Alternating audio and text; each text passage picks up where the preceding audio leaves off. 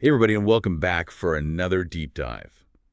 Today, we're going to dig into something that I think we can all relate to. It's, how to not just survive, but really thrive in a work environment where it feels like the only thing that's constant is change itself. Absolutely. So I've had a chance to glance through the materials that you sent over, and I'm really impressed. It looks like you're being very proactive. You're already thinking about your career path and how to stay ahead of the curve. And, I think that's really smart, so kudos to you for that.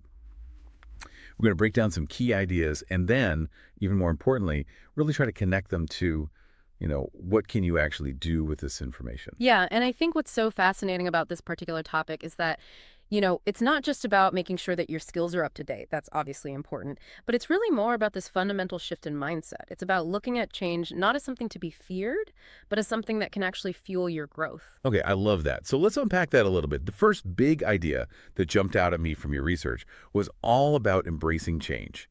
And I've got to say, that's often easier said than done. It absolutely is. And one of the things that I found really helpful in the material you share was this anecdote about a software developer.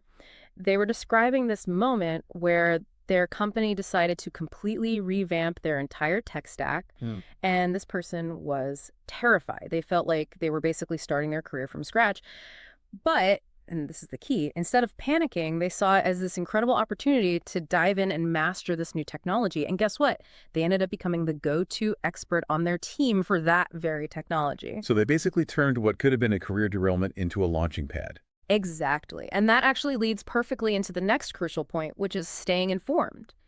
And now I want to be clear, this doesn't mean you have to be glued to, industry news feeds 24/7. But the important takeaway, and this came through in several of your articles, is to be really strategic, very intentional about how you're consuming information. So it's kind of like a carefully curated meal plan for your brain instead of just an all-you-can-eat buffet. You've got it. One of your articles called it, and this is a great phrase, focusing on signal over noise.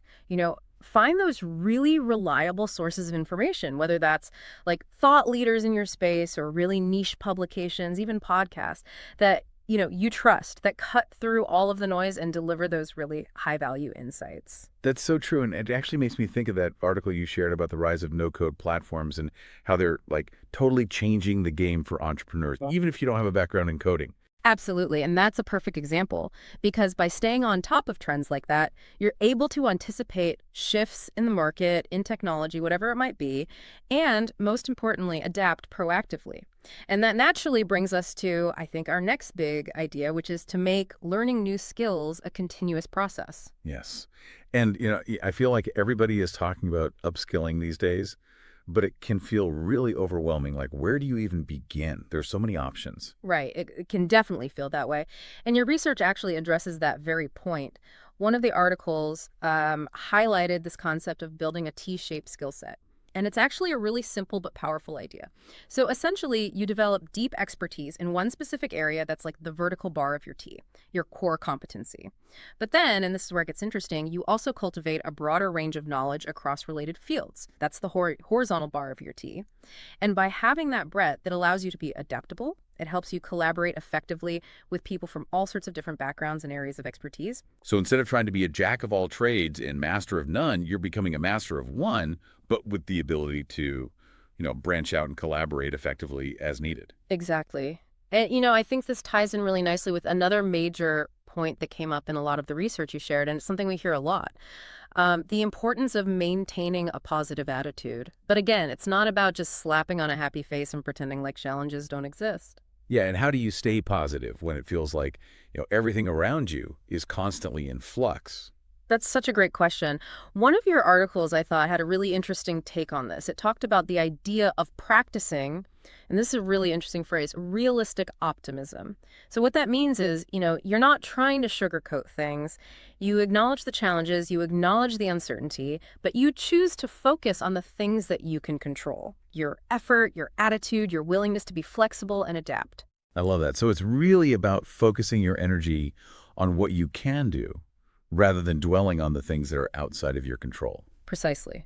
And that actually leads us to, I think, our final point, which can sometimes feel a little intimidating, and that is the importance of actively seeking out feedback. Okay, I've got to admit, this is one that I always get a little nervous about. It's totally understandable. But one of the things to keep in mind is that feedback is really how we grow. It's how we get better.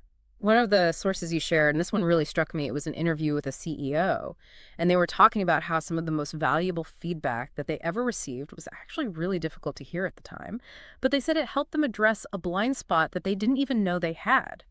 And ultimately, it made them a much more effective leader. So it's about trying to view feedback, even when it's, not all sunshine and roses, as a tool for growth.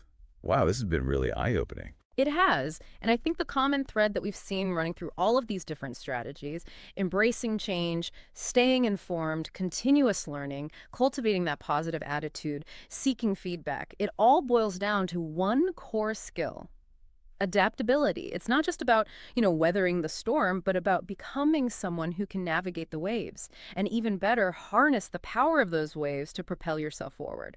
I love that. It makes me think of that quote we see everywhere. Be the change you want to see in the world. But in this case, it's more like, be the change you need to thrive in the world. Hmm. So as we wrap things up, here's a little food for thought for everyone listening. Think about one small, concrete action that you could take today to start cultivating more adaptability in your own career journey. Maybe it's reaching out to someone you admire in your field. Maybe it's exploring an online course on a topic you've been curious about. Or maybe it's just blocking off 15 minutes in your day to read about a new industry trend. The point is, every step, no matter how small, counts. And on that note, until next time.